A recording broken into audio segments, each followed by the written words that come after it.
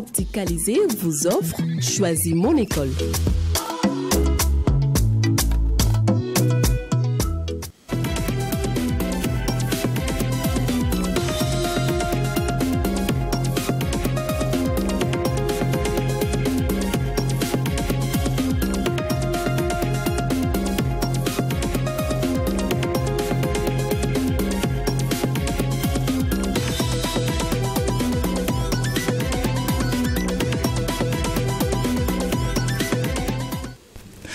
Il est clair que les propositions vers la démarche du développement proposent plusieurs chemins. Cela dit, il arrive que parfois on arrive à trouver une certaine unanimité sur certains nombres de points, comme c'est le cas avec l'éducation. Et là-dessus, bon nombre d'experts sont d'accord. Il faut investir dans l'éducation pour un développement pérenne.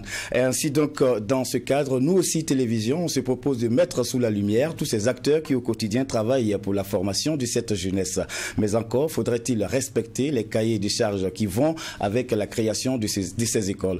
Et donc, tout le sens de ce tout premier numéro de votre 8e saison de Choisir mon école en simultané sur Watt FM et sur Truy TV. Et pour mener les échanges, le ministère des Enseignements supérieurs a bien voulu répondre à notre invitation, ainsi que celui de la jeunesse, de la formation, du ministère du Sport, de la jeunesse et de l'emploi également sur ce plateau.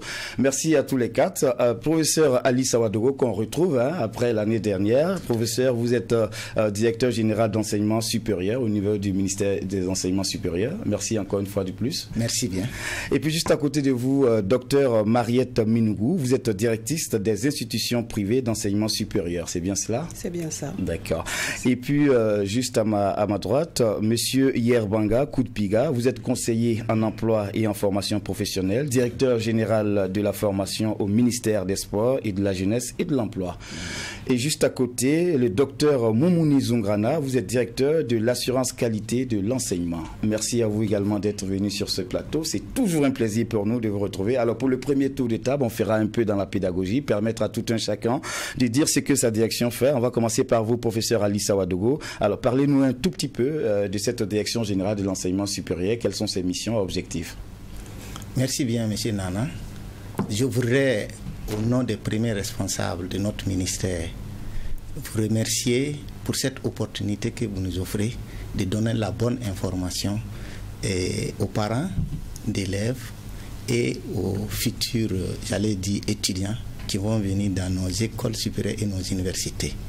Pour dire un mot en ce qui concerne la Direction générale de l'enseignement supérieur, selon l'arrêté 2017-145, la Direction générale de l'enseignement supérieur a pour attribution la conception, la mise en œuvre des programmes de développement de l'enseignement supérieur. À ce titre, entre autres, elle est chargée de coordonner la définition et la mise en œuvre des priorités nationales en matière d'enseignement supérieur. Et l'arrêté numéro 2018-1271 donne une idée en ce qui concerne l'enseignement supérieur. On entend par enseignement supérieur un ordre d'enseignement formel, postsecondaire, dispensé dans une institution universitaire ou assimilée et permettant aux étudiants d'acquérir des connaissances de niveau supérieur. Et il vise à assurer un enseignement de haut niveau et à développer la recherche technologique pour le développement de notre pays. Voici ce que je peux dire en résumé, ce que fait notre droit. Donc, au niveau de notre direction générale, on a 3 directions techniques. Il y a une direction qui s'occupe des institutions privées d'enseignement supérieur. Il y a une autre direction qui s'occupe de l'assurance qualité et qui est dédiée aux universités publiques. Il y a une autre direction qui s'occupe des titres, des diplômes, de leur équivalence au niveau du supérieur. D'accord. Je vois que les 2 directions sont déjà représentées. Les 2 directions sont déjà représentées. Peut-être que je vais vous laisser approfondir un peu par rapport à la troisième direction qui n'est pas là. En ce qui concerne la 3e direction, comme je le disais, la direction qui est chargée des équivalences des titres et diplômes. Cette direction reçoit tout ce qui est, en tout cas, demande de reconnaissance. Par exemple, quelqu'un qui fait ses études à l'extérieur et quand il revient dans notre pays, il faut qu'on reconnaisse ses diplômes ou ses titres pour qu'ils puissent travailler dans notre pays. Chaque année, on reçoit plusieurs demandes dans cette direction pour la reconnaissance des diplômes qui ont été obtenus à l'extérieur. On parle des diplômes obtenus à l'extérieur, sinon les diplômes au niveau national n'ont pas besoin de reconnaissance. Ces diplômes ont besoin seulement qu'on authentifie est-ce que réellement le détenteur du diplôme est passé par nos écoles supérieures ou nos universités. Est-ce que c'est lui-même qui a effectué ses études? Est-ce que le diplôme l'appartient? Ça, c'est une authentification. Par contre, les diplômes qui viennent de l'extérieur, on a besoin d'une reconnaissance. Et en regardant ce qui se fait dans notre pays, vous pouvez aller faire des études dans un pays, mais de retour, il faudrait quand même faire reconnaître votre diplôme dans notre pays. C'est cette direction-là qui fait ce travail-là. Et chaque année, on fait en tout cas plusieurs sessions de reconnaissance des diplômes. Actuellement, nous sommes à 4 sessions par année. Donc, voici ce que je peux dire par rapport à cette direction. En tout cas, merci beaucoup pour avoir planté le décor. On va toujours poursuivre avec madame. Vous avez la charge de la direction des institutions privées d'enseignement supérieur. De quoi s'agit-il en termes de mission qui vous est assignée? Ok. Merci, monsieur Nana. Donc, à la suite de mon directeur général, je dirais ceci, que la direction des institutions privées d'enseignement supérieur a pour mission de faire respecter le cahier des charges. Et pour ce faire, nos missions sont déclinées par rapport à cela.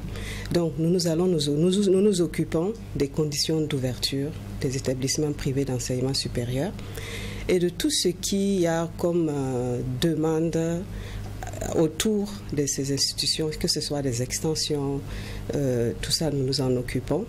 Et nous nous occupons aussi des conditions d'autorisation d'enseignement dans ces institutions privées d'enseignement supérieur. Et pour cela, il y a le contrôle qui est derrière. Il faut que nous nous assurions que tout se fait dans les règles de l'art.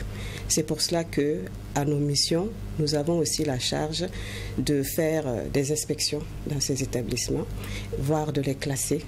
Et ce classement permet aussi d'éclairer l'opinion publique.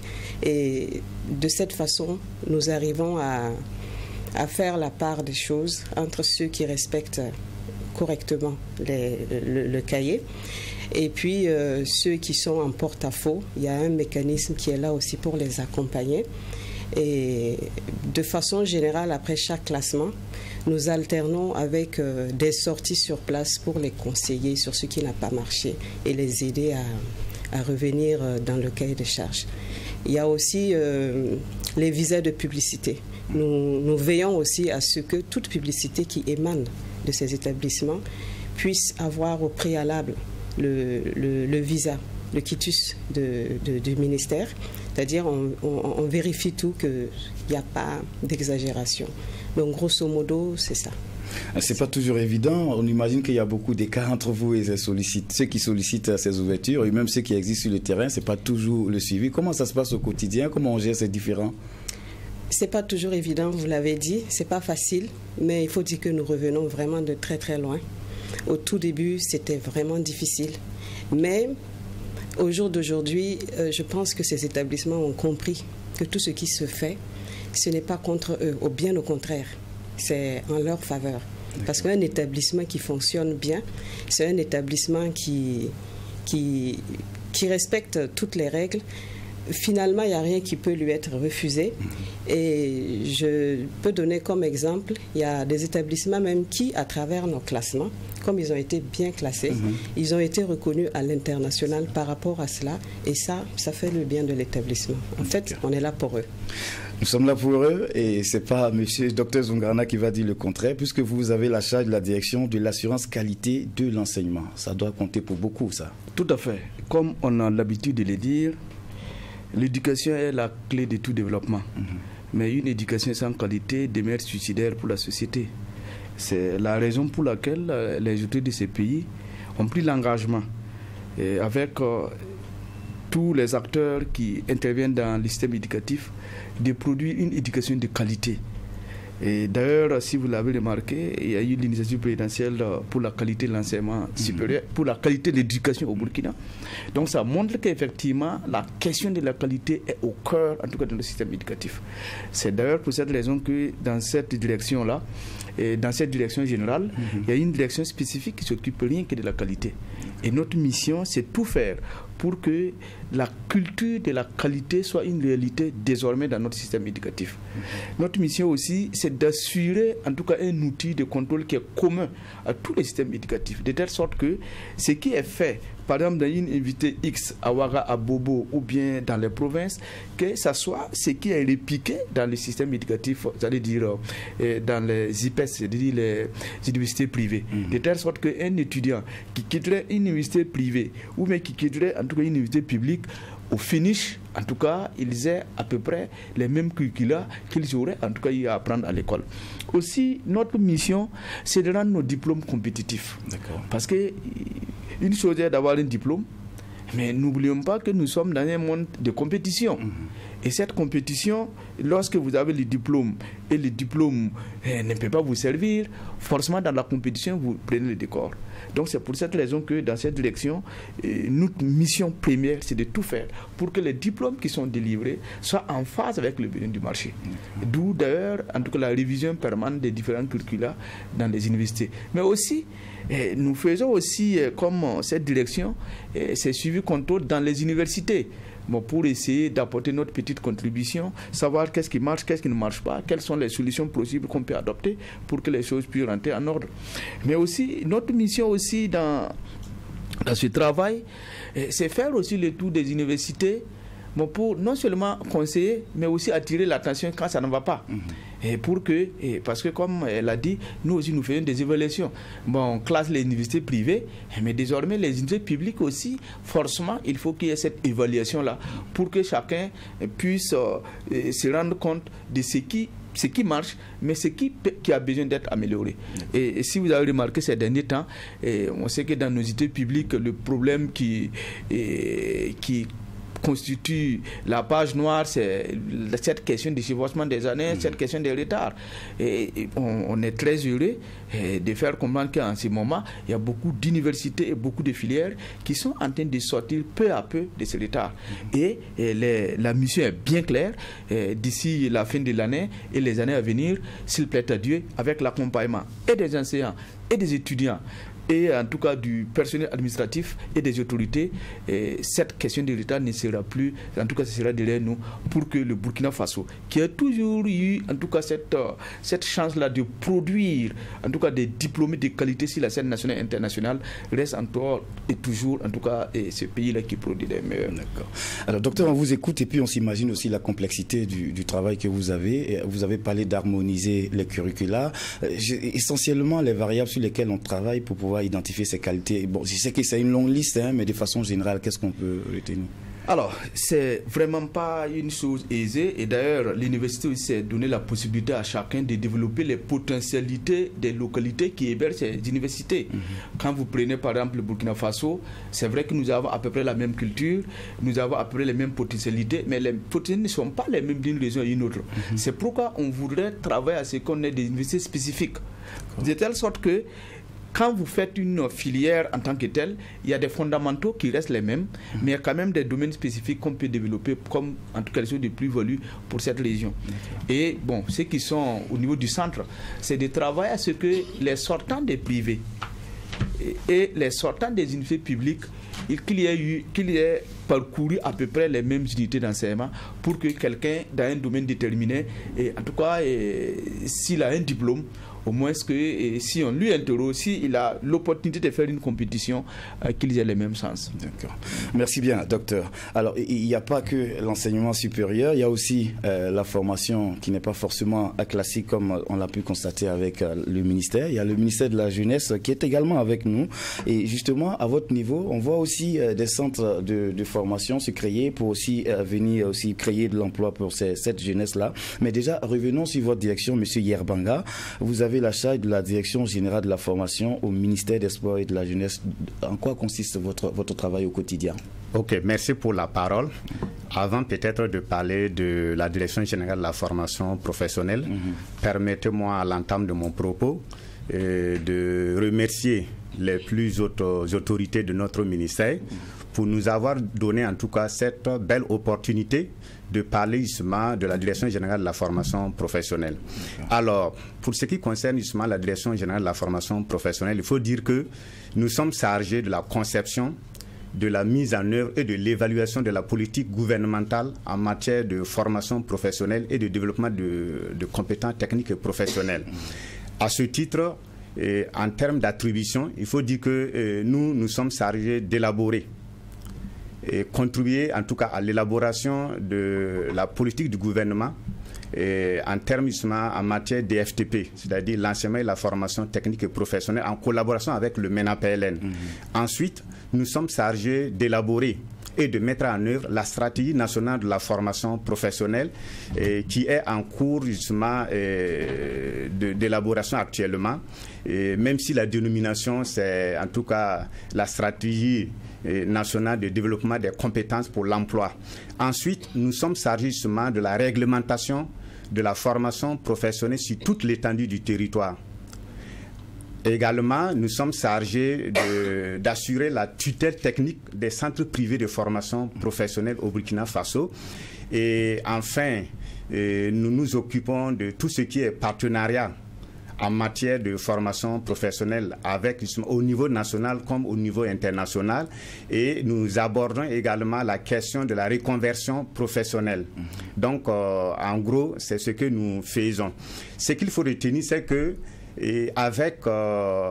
suite à la rencontre de son Excellence, le président du FASO, et avec justement les étudiants en 2023, il a donné des instructions fermes aux différents ministres en charge de l'éducation, à savoir le MENA-PLN qui s'occupe justement de l'éducation nationale, et ensuite l'enseignement supérieur et le ministère en charge de la formation professionnelle de se concerter pour pouvoir réformer le système éducatif et faire en sorte que en tout cas, les étudiants, les élèves puissent aller vers la formation au métier. À partir de là, au niveau de notre département ministériel, nous avons procédé à un certain nombre de réformes. Et ces réformes ont donné naissance à ce que nous appelons BSB. Burkina Soudou Bordé, en langue fulfundé, qui veut dire la maison des compétences professionnelles. Alors, il faut dire que BSB est un opérateur de formation professionnelle et de développement de compétences techniques et professionnelles qui regroupe l'ensemble des centres publics en matière de formation professionnelle au Burkina Faso. D'accord. En tout cas, merci bien pour ces précisions, mais j'aimerais bien rester avec vous parce que les centres de formation, on en voit beaucoup ces dernières années. Ça se crée des formations à courte durée. Les parents aussi soucieux d'un avenir pour leurs enfants vont s'y inscrire. Mais comment, en tant que parent, je m'assure que le centre dans lequel je vais inscrire mon enfant est reconnu et qui propose une formation de qualité? Ok. Et je disais tantôt qu'une de nos attributions, c'est être en contact avec les centres privés de formation professionnelle afin, en tout cas, d'organiser cette entité. Et dans ce cadre, nous disposons justement d'un arrêté. Voilà, le cahier des charges applicable aux centres privés de formation professionnelle qui a été adopté en juillet 2018. Et à l'intérieur, il y a plus de 73 dispositions qui permettent justement d'encadrer la création, le fonctionnement, la gestion des centres privés de formation professionnelle afin de garantir la qualité, d'abord le respect des normes, la qualité des formations et surtout la possibilité pour les bénéficiaires de pouvoir s'insérer facilement sur le marché du travail. D'accord. S'insérer facilement sur le marché du travail suppose aussi avoir un savoir-faire. Je sais qu'il y a la partie théorique des cours, mais est-ce qu'au niveau du ministère, on arrive à s'assurer que vraiment au plan pratique, les apprenants là sont vraiment outillés pour pouvoir faire quelque chose? Parce que bon, on peut livrer le diplôme sans pour autant aussi suivre un stage pratique aussi. Ok. Il faut noter que ce qui fait la différence entre la formation professionnelle et les autres formations entrant dans le développement du capital capital humain, c'est le fait que la formation professionnelle permet justement l'acquisition de connaissances et de compétences techniques et professionnelles afin de permettre à son titulaire, à son bénéficiaire de pouvoir en tout cas répondre au mieux aux besoins justement du monde productif, donc les entreprises. Et au niveau du ministère, il y a tout un dispositif qui est mis en place pour pouvoir contrôler de façon régulière la qualité des formations dispensées au sein de nos établissements de formation, nos centres de formation professionnelle. Donc il y a un regard justement sur ce qui se fait parce que notamment quand je prends l'exemple des centres privés de formation professionnelle, il y a, on leur demande de faire un rapport de rentrée et un rapport justement de fin de formation afin qu'on puisse voir vraiment, en tout cas, ce qui se fait et comment ça se fait. D'accord. Alors, j'ai une question aussi qui me taraude pour avoir géré cette émission l'année dernière et j'ai des retours de certains parents qui me posent la question de savoir, Monsieur Nana, avec cette liste, parce que pour les centres de formation, on a une longue liste de formations à courte durée à proposer. Est-ce que réellement on en a les compétences? Est-ce qu'il y a une limitation ou il n'y a pas de limitation en ce qui concerne le nombre de formations à donner? Ok. Et il faut dire qu'en matière de formation professionnelle, il y a ce que nous appelons les formations classiques qui peuvent s'étaler sur une année, c'est-à-dire 10 mois à hauteur de 1800 heures. Et il y a des formations qui peuvent s'étaler sur 2 ans. Mais à côté de cela, il y a ce qu'on a appelé les formations modulaires qualifiantes. Donc, c'est ce que vous appelez justement formation de courte durée. Alors, il faut dire que le fait qu'il y a une longue liste, ça n'entraîne pas nécessairement des complications. Parce que pour ce qui concerne les formations modulaires, il y a tout un dispositif qui est mis en place pour pouvoir faciliter le déroulement de ces formations. Et il y a des formateurs qui ont été formés dans ce sens pour pouvoir mieux prendre en charge justement ces modules-là et les exécuter dans les meilleures conditions. Et durant le déroulement de la formation, il y a un mécanisme de suivi qualité qui se fait pour garantir en tout cas que tout se passe bien. Sinon, en réalité, ça n'entraîne pas vraiment des complications en termes justement de qualité, mais tout cela est encadré et tout cela est suivi. Et d'ailleurs, notre objectif, c'est de travailler de plus en plus à ce que les formations de courte durée puissent vraiment être plus promues. Parce qu'en matière de formation professionnelle, 1 année, 2 ans, en tout cas, c'est trop. On peut aller vraiment vers des formations de 3 semaines, 3 mois, 6 mois, 9 mois et puis avoir les mêmes effets. D'accord. En tout cas, on reviendra. Mais c'est disponible, hein, les centres que vous avez accrédités, les parents peuvent consulter la liste quelque part? Oui, et c'est disponible parce que lorsque vous prenez par exemple les centres privés de formation professionnelle, nous dénombrons plus justement de 617 centres. Mais parmi les 617 centres, on a seulement autour de 270 centres qui ont une reconnaissance, en tout cas au niveau justement de notre ministère, c'est-à-dire qui détiennent soit un agrément de création, soit une autorisation provisoire d'ouverture ou bien une autorisation définitive. Donc ça veut dire qu'il y a un travail de sensibilisation, d'information, de plaidoyer auprès justement des autres centres afin qu'ils puissent se mettre vraiment dans les normes, parce que formation professionnelle rime avec qualité, parce qu'au bout du fil, c'est l'insertion professionnelle qui est recherchée. D'accord. C'est très important de le préciser, parents. Il faut toujours vous adresser à ces structures qui en ont la charge, vérifier que ces écoles sont à règle. Vous aussi, centre de formation, il faut vous mettre à règle, il faut suivre la loi au Burkina Faso. Alors, on a beaucoup discuté avec le ministère de la Jeunesse, ça sera pratiquement la même chose aussi avec le ministère de l'Enseignement supérieur. C'est encore plus large. Hein? De façon générale, professeur, quand on veut ouvrir une université privée au Burkina Faso, qu'est-ce qu'il faut avoir? Merci bien. Oui, effectivement, comme vous le disiez à l'introduction, notre mission est d'assurer la qualité de tout ce qui est enseignement supérieur au niveau du Burkina Faso. Et il y a un certain nombre de développements qui ont été faits ici par le directeur de l'assurance qualité et la directrice des institutions privées d'enseignement supérieur. En réalité, en termes, quand vous voulez faire une formation, on est très regardant sur les curricula, comment les curricula ont été montés.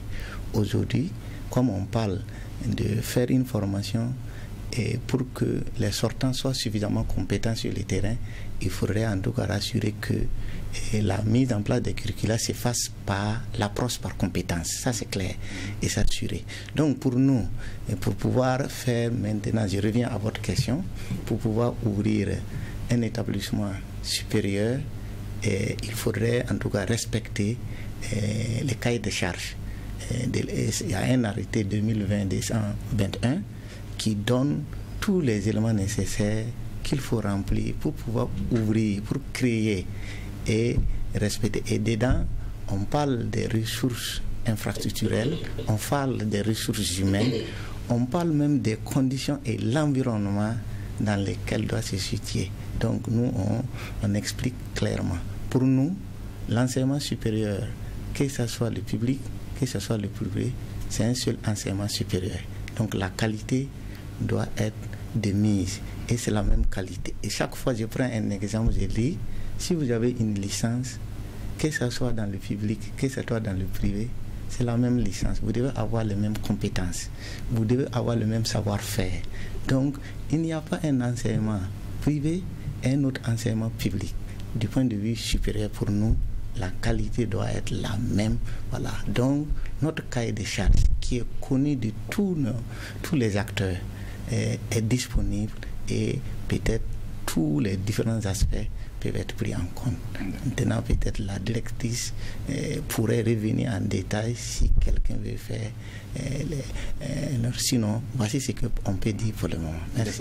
Et ça, c'est la question de l'homme de la rue, le profane comme moi, qui voudrait comprendre. Est-ce qu'aujourd'hui, pour ouvrir une université privée au Burkina, il faut être forcément du corps des enseignants? Non, vous n'êtes pas obligé d'être du corps des enseignants. Mais ce que vous avez comme obligation, c'est le respect des cahiers de charges sur les universités publiques. Vous n'êtes pas obligé. Parce que vous-même, vous pouvez être d'un autre métier, d'un autre domaine, mais si vous mobilisez toutes les ressources humaines, du point de vue matériel, de l'environnement et autres, si vous arrivez à respecter les cahiers de charges, alors on peut vous autoriser à ouvrir l'université. D'accord. Il y a des sanctions aussi quand on ne respecte pas le cahier des charges? Oui, ça c'est clair. De toute façon, c'est des charges. Quand on dit cahier des charges, c'est ce que vous devez remplir, les conditions sine qua non que vous devez remplir pour pouvoir ouvrir l'école supérieure ou l'université. Vous savez très bien, aujourd'hui, là, dans le domaine de la formation, on sait qu'on ne va pas, en tout cas, s'amuser entre griffes à autoriser tout le monde à aller faire de l'enseignement. Parce que le problème, c'est quoi? C'est un domaine très sensible. Je prendrai un exemple. Vous dites quelqu'un, il a la compétence de faire telle activité, telle spécialité.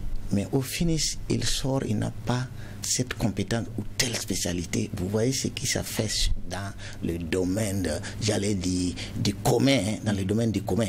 Donc pour nous, c'est un domaine très sensible qu'il faut en tout cas respecter les règles en la matière. Il faut respecter les règles en la matière et il y a un dossier que vous déposez, celui qui veut créer une université, une école, avec un certain nombre d'éléments à respecter. Et si vous arrivez à respecter les éléments du cahier des charges, on vous donne l'autorisation. Mais lorsqu'on vous donne l'autorisation, on ne s'arrête pas là.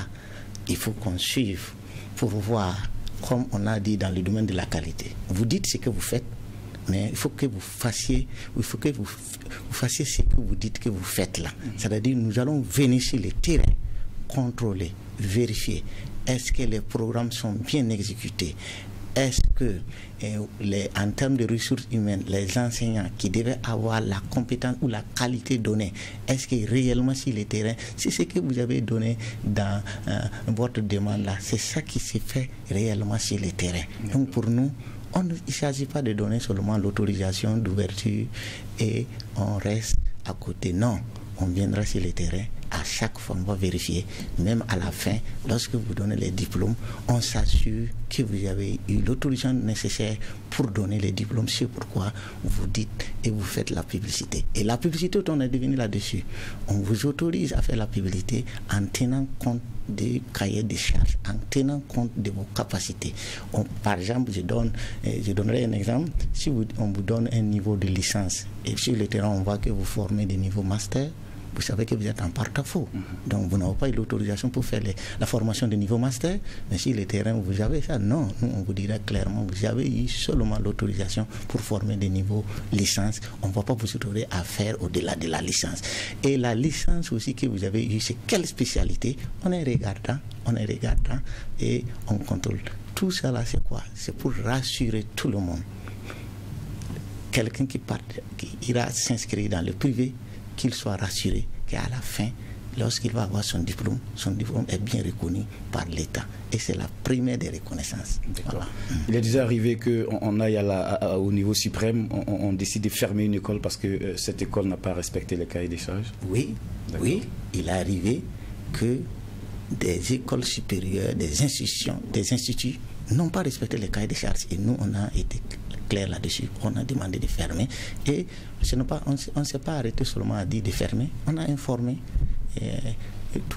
on a l'opinion publique que telle école est fermée pour que quelqu'un qui n'a pas l'information parte s'inscrire. Donc, pour nous, les cahiers des charges est très important. D'accord. La parole aussi, elle est un peu libre, hein, à qui voudra bien la prendre. Sinon, je voudrais bien continuer avec une autre question, mais peut-être plus au niveau du docteur Mariette Minougou. On sait aussi que la qualité de l'enseignement aussi passe aussi parfois par la qualité de la ressource humaine, comme il a dit, notamment les enseignants. Alors, qui sont ceux qui devraient intervenir dans les universités, dans les institutions dont vous en avez la charge? Je ne sais pas si vous parlez en termes de corps enseignant ou bien de façon générale du corps enseignant possible. Du corps enseignant. Le corps enseignant, en principe, c'est comme dans le privé, hein. Dans le public. Il faut avoir le doctorat pour être autorisé à enseigner au niveau du supérieur. Mais pour des raisons, un besoin d'accompagner le privé, dans un premier temps, dans le premier cahier des charges qui date de 2011, il avait été autorisé que les détenteurs de maîtrise puissent enseigner dans le privé, juste pour les accompagner. Mais à la relecture du même cahier de charges en 2020, le niveau a été rehaussé au niveau master. Donc, toute personne ayant au moins le master peut être autorisée à enseigner dans le privé, mais à condition que son parcours soit linéaire. Il y en a qui, après le bac, vont commencer par faire, je donne un exemple, géographie, jusqu'à la licence. Et ensuite, pour le master, ils s'en vont faire gestion des ressources, gestion des projets. Et cette personne, qu'elle veuille enseigner des matières en géographie ou en gestion, c'est pas possible parce que son parcours n'est pas linéaire. Voilà. Sinon, de façon générale, les acteurs du point de vue de l'enseignement dans le privé, c'est à plus de 90% des vacataires et des enseignants du public. Et c'est peut-être le plus gros problème du privé, parce que si le privé pouvait vraiment travailler à avoir ses propres enseignants permanents, ça faciliterait pour elle beaucoup de choses, dans ce sens que le plus souvent, ils sont très dépendants de la disponibilité de ces enseignants, particulièrement ceux du public. Donc ça peut jouer aussi sur l'état d'avancement des cours, et même à certaines instances, si ce privé veut se prévaloir au niveau international dans les classements mondiaux des universités, il faut avoir ses propres enseignants permanents. Et donc c'est un travail que le privé devrait aussi mener dans ce sens.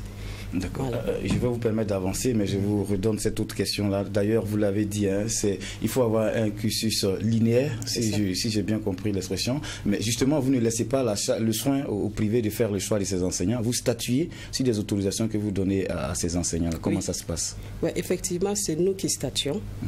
Parce que, comme déjà l'a dit, n'importe quelle personne, pour peu qu'il ait les ressources financières, peut être autorisée à ouvrir une institution privée d'enseignement supérieur.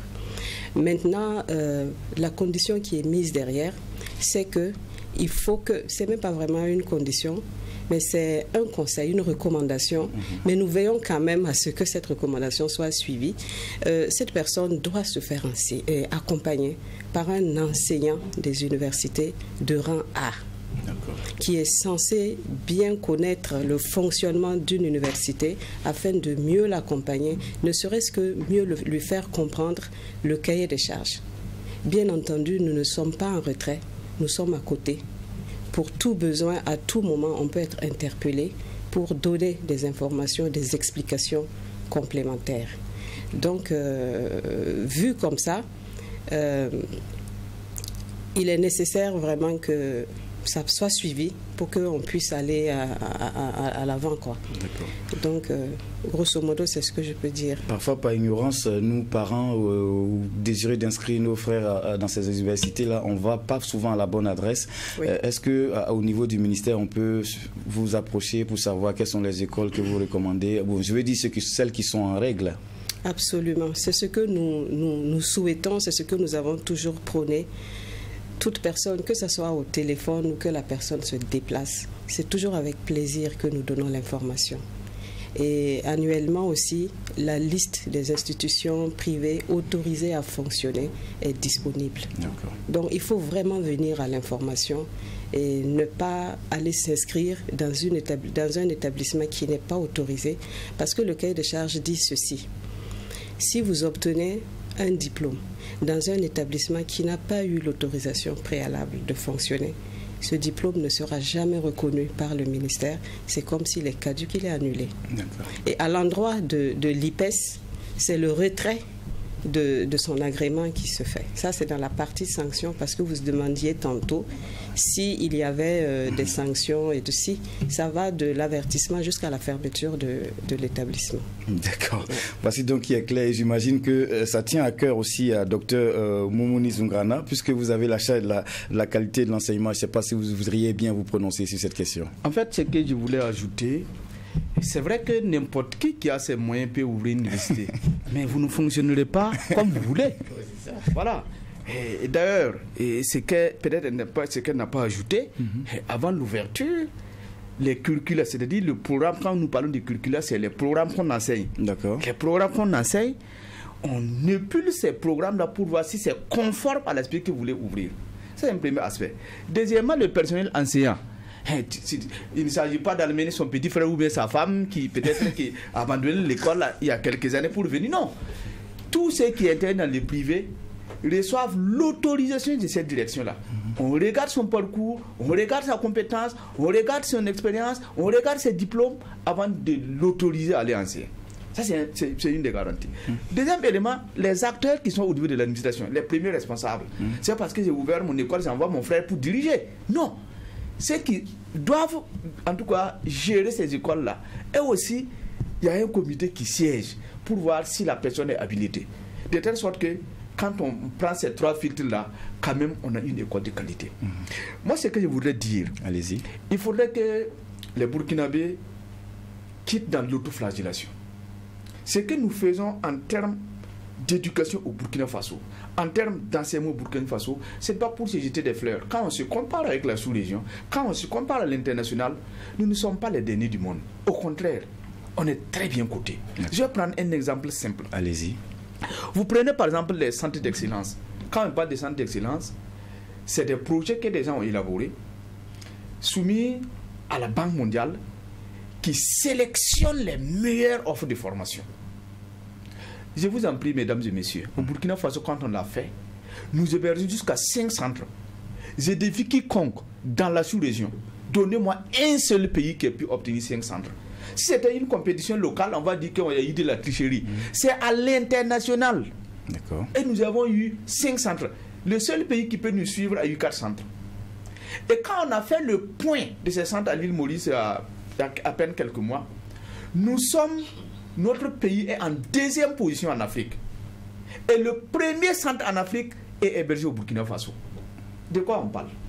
Donc, à chaque fois, bon, nous, on est tenté de dire oui, il y a des chevauchements. Non, il y a un travail excellent qui se fait. Et la preuve, quand on fait même les compétitions au niveau du CAMES, regardez les classements du Burkina Faso.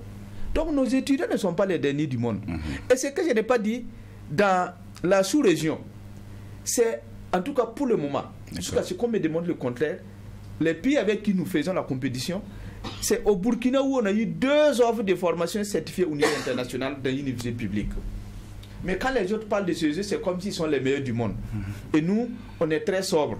Il faut qu'on quitte dans cette zone de confort-là pour que les gens comprennent qu'il y a un travail excellent qui se fait dans nos universités. Et d'ailleurs, quand vous prenez par exemple l'administration burkinabé, quels sont ceux qui les alimentent? Ce n'est pas des Chinois, ce n'est pas des Américains, ce n'est pas des Français, c'est des Burkinabés. Et ils sont compétents. Et c'est le lieu pour moi, en tout cas, de tirer mon chapeau à tous ces enseignants qui mouillent le maillot, à tous ces étudiants qui se mettent en ordre de bataille. Parce que nous avons pris l'engagement avec nos étudiants de résorber en tout cas les retards des années académiques pour que cette zone rouge où les gens s'appuient, les gens s'appuient sur ça pour dire que nous, en tout cas, on fait une formation au réveil, qu'on quitte ça. Et là, ces remerciements, ce n'est pas fortuit parce que vous l'aurez constaté, vous allez constater que dans nos universités en ce moment, même les jours fériés, il y en a qui font cours. C'est des sacrifices. Et ces vacances, il y a beaucoup d'universités qui ont pris l'engagement de continuer les cours parce qu'on veut quitter cette zone rouge-là pour que, enfin, le Burkina ne doit pas être premier seulement au niveau de l'armement ou bien au niveau du développement économique, au niveau de l'éducation. Nous aussi, on souhaite que le Burkina soit parmi les premiers au monde. Et là, nos enfants ne vont plus quitter pour aller se former au Canada ou bien aux États-Unis. Nous devons être un pôle d'attraction pour que les autres viennent se former ici. Et en répartant ces œufs, ils partent avec la culture burkinabé, de telle sorte qu'on puisse s'imposer dans le monde. D'accord. En tout cas, merci pour ces félicitations, même si j'en ai voulu avoir aussi, pour cette initiative aussi. Alors, mais justement, avec vous, quand vous avez parlé en début d'émission du classement, c'est vrai que ça a longtemps été réclamé par bon nombre d'acteurs de l'éducation, le classement des universités privées. Publiques, pardon, merci bien. En fait, l'idée ici, ce n'est pas d'indexer, parce que quand on parle d'excellence qualité, nous, ce n'est pas forcément le classement qui nous intéresse, c'est savoir qu'est-ce qui marche, qu'est-ce qui ne marche pas, comment faire pour améliorer. De telle sorte que c'est des universités publiques. On ne va pas fermer une université publique, on peut fermer des offres de formation. Si on fait l'évaluation, on constate que l'offre de formation ne répond pas aux besoins du marché, ou bien le cahier de charges, comme l'a dit chez nous, il y a un décret qui organise tout ça. Si ces termes ne sont pas remplis, on ferme l'offre de formation. Donc, ce classement, je pense que dans les jours à venir, la grille d'évaluation est déjà prête et certaines universités ont déjà commencé à s'essayer et d'ici là on reviendra là-dessus. D'accord. Donc il n'y a pas d'inquiétude. On vous suivra en tout cas de tout. Allez-y. Avec votre permission, effectivement, comme je le disais à l'introduction, l'enseignement supérieur là, il n'y a pas d'enseignement supérieur public, il n'y a pas d'enseignement supérieur privé. C'est l'enseignement supérieur tout court.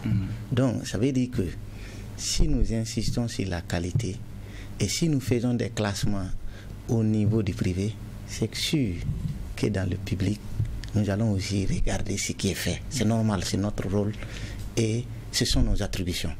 Parce que aujourd'hui, comme il a dit, les gens parlent beaucoup des retards académiques et que nous tenons en tout cas au niveau du ministère, tout le ministère est engagé pour la résorption. Nous voudrons même que, en tout cas, c'est clair, cette année, la rentrée académique, là, tous les nouveaux bacheliers rentrent en octobre. Ça, c'est clair.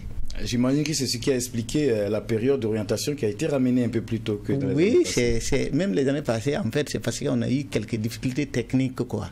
On a eu des difficultés techniques, mais cette année, on a pris le soin pour qu'on puisse orienter le plus tôt possible les bacheliers dans les universités et que la rentrée, là, toutes les universités ont été informées.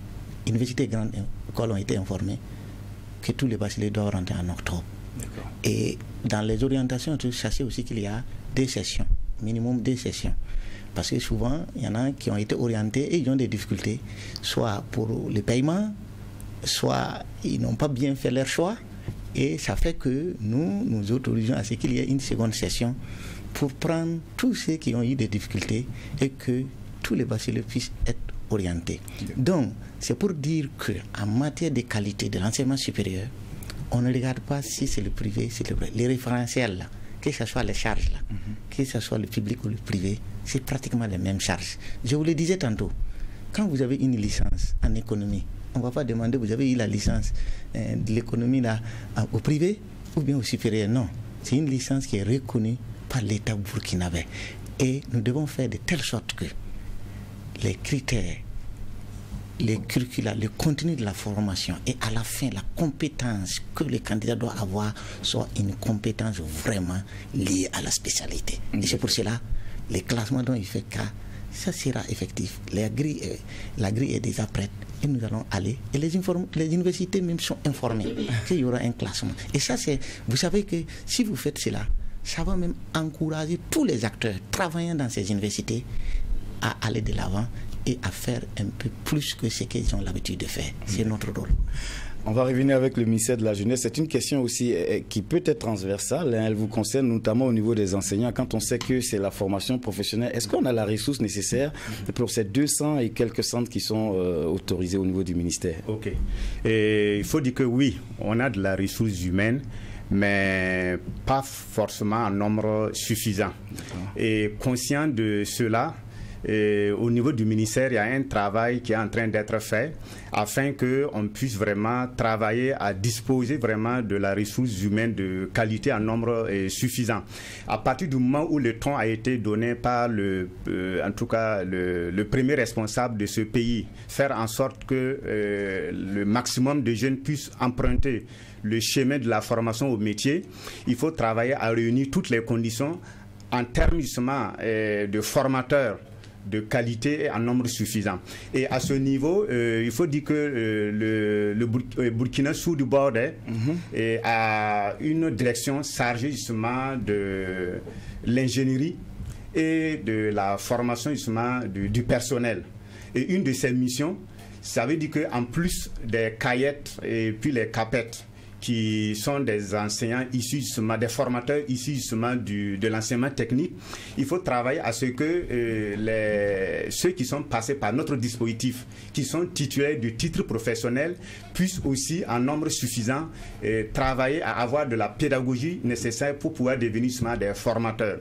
Et à côté de cela, nous sommes en train d'expérimenter une option qui est qu'il faut associer les entreprises dans le processus de formation, c'est-à-dire la formation en milieu de travail.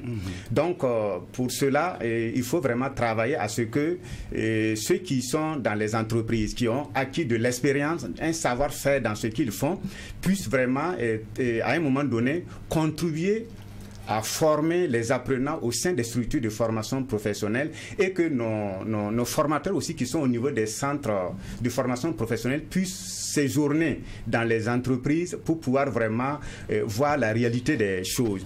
Pour ce qui concerne la qualité de la formation professionnelle, je rejoins un peu l'enseignement supérieur pour dire qu'il y a un travail de fond qui est fait à ce niveau.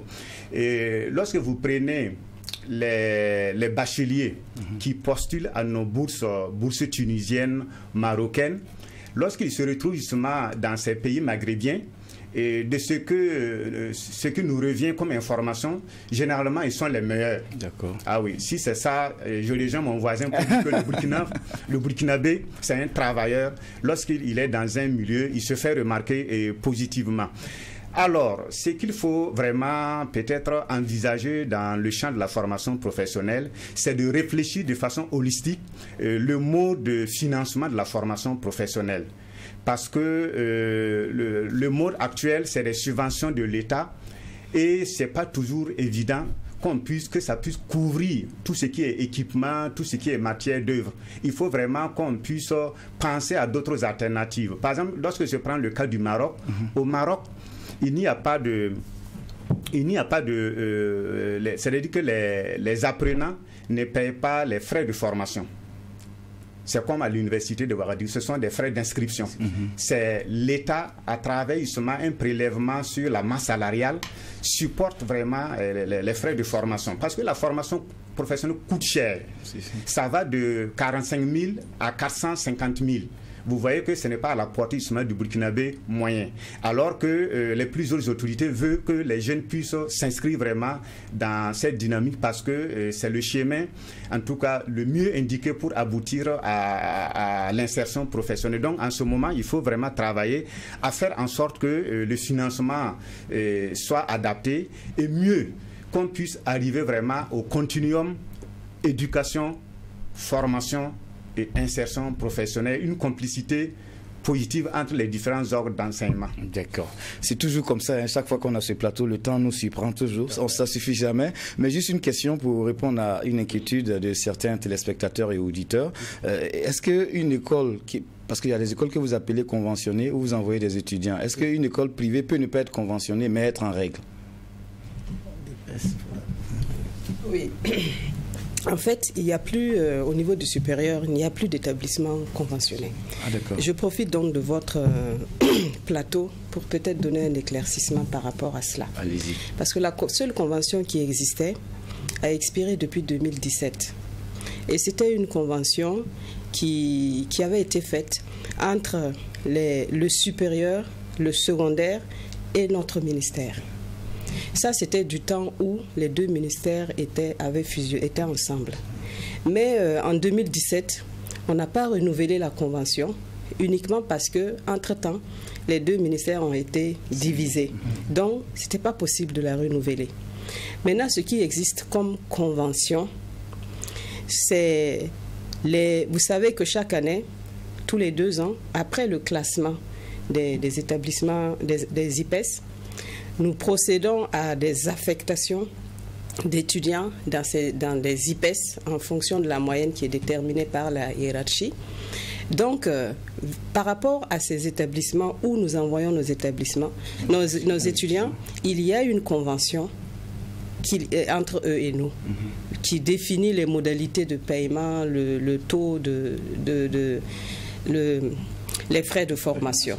C'est la seule convention maintenant qui existe. Mais cela ne veut pas dire que les IPES qui n'ont pas été éligibles à l'affectation de ces étudiants sont en porte-à-faux. D'accord. Voilà. Elle était très importante, cette question, et elle m'amène également à tenter de refermer les portes de cette émission, non sans vous permettre de dire au moins un mot pour la fin. D'accord, on va vous permettre de dire un mot pour la fin. On va donner juste 1 minute à tout un chacun, parce que j'imagine qu'il y a beaucoup de choses qui sont restées encore sous la langue, donc on va vous permettre de les dire. On va commencer avec vous. Commençons par les dames. Mettons les dames. Merci pour la galanterie. Pour terminer, ce que je dirais, étant donné que l'objet de cette émission, c'est aider les parents ou les élèves, les étudiants, je dois dire, à choisir leur établissement en tenant compte de ceux qui sont en règle. Moi, j'inviterais tout simplement les parents et les étudiants à s'approcher du ministère pour avoir toutes les informations qu'ils souhaitent. Maintenant, à l'endroit des promoteurs d'établissements, je les encourage encore une fois à rester en contact avec nous et à nous venir à chaque fois que de besoin pour tout besoin d'éclaircissement et d'accompagnement. D'accord. Voilà. Merci bien, docteur. Alors, docteur Zoungrana, avec vous, le mot de fin sera lequel? Alors, moi, c'est vraiment marquer toute notre reconnaissance aux autorités en charge du système éducatif burkinabé et aux autorités du pays qui ont fait de l'éducation, en tout cas, leur cheval de bataille. Et j'ai parlé tantôt de l'initiative présidentielle pour la qualité de l'éducation. C'est que jusqu'à un haut niveau, tout le monde est conscient que la seule voie est la voie digne pour, en tout cas, fabriquer le Burkinabé nouveau, c'est en passant par l'éducation. Et il y a beaucoup d'investissements massifs qui sont en train d'être faits au niveau du système éducatif et c'est l'occasion pour nous de leur marquer notre reconnaissance. Notre reconnaissance aussi aux autorités parce qu'ils ont su insuffler ce dynamisme-là qui veut que l'éducation burkinabé puisse changer. Mais aussi, et surtout, un grand remerciement à tous ces enseignants, à tous ces étudiantes et étudiants, au personnel Atos qui est en train de mouiller le maillot en ce moment pour que nous puissions relever les défis. Vous savez, le président du Faso a dit qu'il veut une armée meilleure de la sous-région. Nous le paraphrasons en disant que nous voulons une éducation meilleure de toute la région. C'est bien noté, Dr Zungrana. Monsieur Yarbanga, avec vous, qu'est-ce qu'on retient pour la fin? Ok, merci. Et il faut noter que nous avons vraiment un plaidoyer à l'endroit des centres privés de formation professionnelle. À partir du moment où il y a un cahier de charge applicable aux centres privés de formation professionnelle qui décline un peu les normes et standards de qualité en matière de formation professionnelle, c'est d'inviter vraiment les propriétaires des centres privés de formation professionnelle de venir vers le ministère en charge de la formation professionnelle pour avoir des agréments, des autorisations provisoires et même définitives afin de se mettre justement en règle. Parce que si on opte vraiment d'aller vers la formation professionnelle, il faut que ce soit une formation de qualité qui va garantir l'insertion. Alors, je continue en disant que les étudiants de plus en plus s'intéressent à la formation professionnelle. Ce dont ils ont besoin, c'est avoir l'assurance qu'à la fin du processus, ils vont bénéficier d'un accompagnement. Et au niveau du ministère, nous sommes en train de faire un travail de fond afin de donner une visibilité aux différents métiers à travers justement l'élaboration des nomenclatures des métiers dans le domaine de l'artisanat et dans le domaine du sport et des loisirs, mais ça va concerner 15 secteurs économiques prioritaires. Et je termine en disant que, en tout cas, nous voulons nous inscrire dans la logique de éducation, formation et emploi pour le bonheur des jeunes, en tout cas du Burkina Faso. D'accord. C'est bien noté. Professeur Savadogo, avec vous, on va terminer pour le mot de fin. Merci bien. En tout cas, tout a été dit, mais il faudrait que nous répétions parce que la répétition, elle est pédagogique, comme vous l'avez dit. Je voudrais en tout cas réitérer nos remerciements pour cette invitation qui nous a permis de donner la bonne information.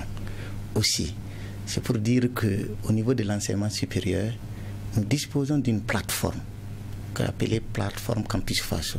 Campus Faso, www.campusfaso.bf. Toutes les informations liées à l'orientation peuvent en tout cas être consultées sur cette plateforme-là. Nous voulons aussi dire que dans le cadre de l'initiative présidentielle pour une éducation de qualité, notre ministère est vraiment bénéficiaire parce qu'on parle de la construction des infrastructures, on parle d'équipement. Tout cela va contribuer à améliorer la qualité de l'enseignement supérieur. Aussi, l'émission, c'est choisir mon école. Faire un choix raisonné nous permettra de bien assurer notre formation, que ce soit au niveau secondaire, professionnel ou supérieur. Si vous arrivez à faire un choix raisonné, alors ça fait un des éléments de réussite pour votre formation. Et je voudrais terminer en disant que les parents doivent toujours accompagner, que ce soit en tout cas en ce qui concerne l'enseignement supérieur, les bacheliers, à faire un meilleur choix et ne pas faire le choix en réalité des parents, parce que les parents aimeraient chaque fois dire à l'enfant vous devez faire telle formation, alors que l'enfant n'est pas prédisposé à faire la formation que le parent veut. Donc nous invitons les parents à aider les bacheliers à faire le bon choix et non pas leur choix. Et nous restons disponibles. Nous, au niveau de la direction générale, nous restons disponibles pour accompagner et donner les informations justes. Et je termine en vous félicitant pour cette belle émission. Merci. Une émission qui reste ouverte. Les portes sont ouvertes pour cette saison 8. Tant qu'il y a une information majeure que vous voudriez bien passer, n'hésitez surtout pas à venir nous voir. On rappelle aussi que le MENA était convié à cette émission. Malheureusement, pour des dispositions techniques, ils n'ont pas pu être là. Et donc, ce n'est que partie remise. Sinon, pour aujourd'hui, nous avons échangé avec la direction générale des enseignements supérieurs, notamment avec son directeur général, le professeur Ali Savadogo. Merci à vous d'être venu répondre à notre invitation. Et docteur Docteur Mariette Minougou, directrice des institutions privées d'enseignement supérieur. Merci à vous également. Merci à vous. Docteur Moumouni Zongrana, directeur de l'assurance qualité de l'enseignement. Merci à vous également. Monsieur Yerbanga Koudpiga, vous êtes conseiller en emploi et en formation professionnelle, directeur général de la formation au ministère des Sports, de la Jeunesse et de l'Emploi. Merci et on vous souhaite à toutes et à tous très bonne rentrée académique 2024-2025. Et si vous êtes désireux, vous, de prendre part à cette émission, n'hésitez surtout pas. Vous nous contactez au service commercial 73 09 31 31 70 21 21 42. Et disons merci aussi à notre partenaire pour cette 8e saison, Opticalisé, qui choisit de nous accompagner. Et vu que nous voulons construire des choses qui puissent traverser le temps, ne faisons pas les choses seuls, car celui qui pense pouvoir tout faire seul se trompe. Et celui qui pense que sans lui, les autres ne pourront rien faire se trompe davantage. À très vite.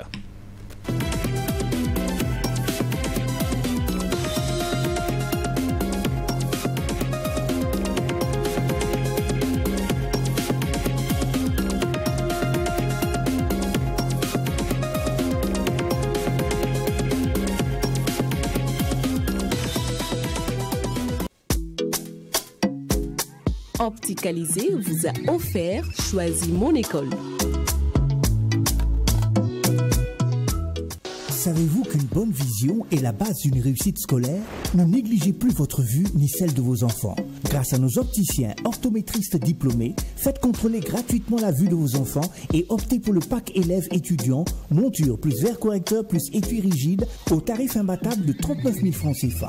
Qualité et savoir-faire au service de la vision depuis 2005. Verre correcteur fabriqué selon les normes ISO 13485-2016. Optique Alizé, votre opticien conseil.